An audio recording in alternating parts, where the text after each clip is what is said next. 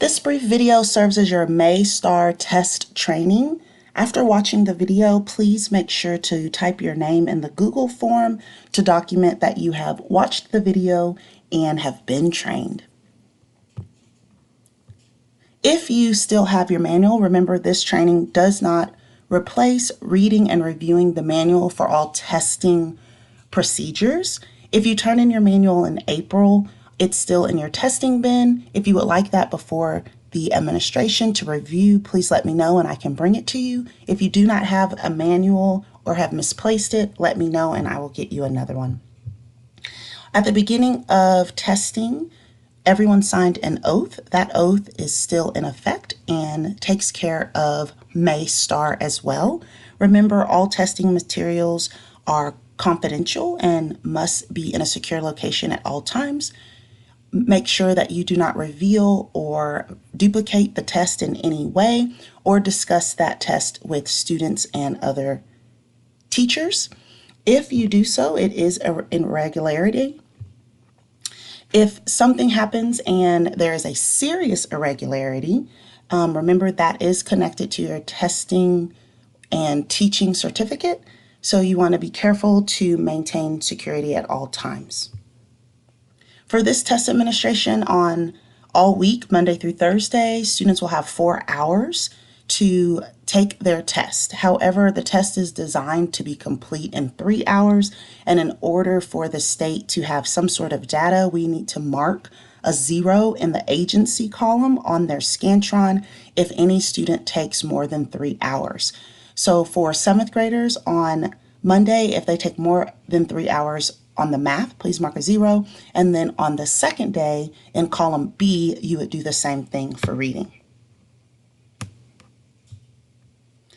Test irregularities would be if a student is caught cheating or if test administrators tamper with the responses, reveal any type of testing materials.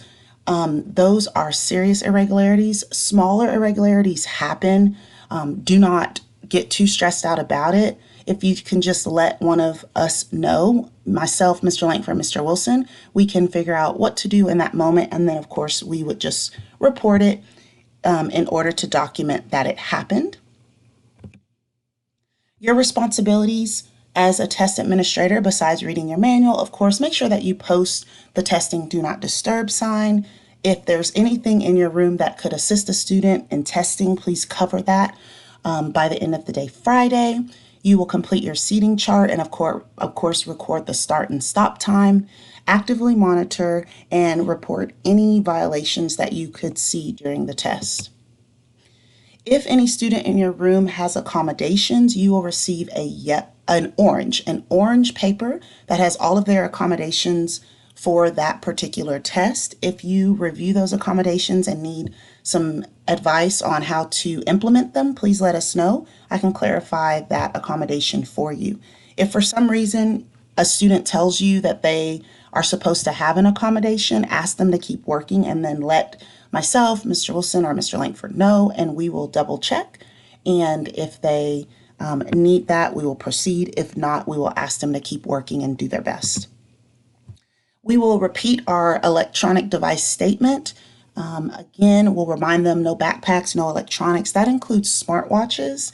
So they will need to go to their locker for that. We will remind students to look in a skyward to get their locker combination so that they are ready to put things away on test day. And some students signed their full name on the sheet. If that takes too long, they really can just initial. It doesn't have to be a full signature. Active monitoring, keywords to the entire STAAR test. Of course, during the test, please make sure to write on the board in increments of 1 hour of how much time is left. And if a student is not bubbling answers, it is okay to remind them to please record answers on your Scantron. This is just to make sure that we don't have an irregularity of a blank answer document. On the morning of testing, again, 7th graders Monday and Tuesday, 8th graders Wednesday, Thursday, you can come pick up your materials between 7:45 and 8:20. Allow yourself enough time to prep your room. and to possibly finish your seating chart plans, and then come down and get all of your testing materials and keep those with you. For the science test for 8th graders on Wednesday, everyone is allowed to have a calculator. We will use the yellow calculators that science and math provides. Thank you so much. And then 7th graders on Monday, students that have accommodations are allowed a 4-function calculator. But again, the orange sheet will let you know if those students have any calculation aids, whether that's a calculator, a multiplication grid, or something else. On the Scantron, we're really looking for 3 things that are the most important. Students need to write the booklet number on their Scantron, the form number on their Scantron, and then when they turn it in, we will bubble the S. So that is something to just make sure, and I have screenshots for you just in case you can't locate those things, but we'll remind you about them the morning of testing. The other thing to make sure is that students write their name on the test booklet. If not, we do have to find them and get that written down. In the email that I sent out, of course, you'll get another link that has all testing materials or testing information all in one spot. You can review your teacher assignments for the first, second, third, fourth day. Master lists have been posted, but will also be posted in Canvas for students. We'll make an announcement to have them look at those postings. If you'd like to prep your room and you'd like to have a seating chart, that's fine, but just remember it is only for planning purposes. It's not the official one. Everything that's official will be on color paper. The bell schedule, of course, is located there as well. So for Monday, Tuesday, 8th graders will maintain a regular schedule, and this is in the link that has all of the information. So I know that it may be small, but you can access it from the slide before. All 8th graders will go to their classes. I will get your alternate locations for you, and it will be posted.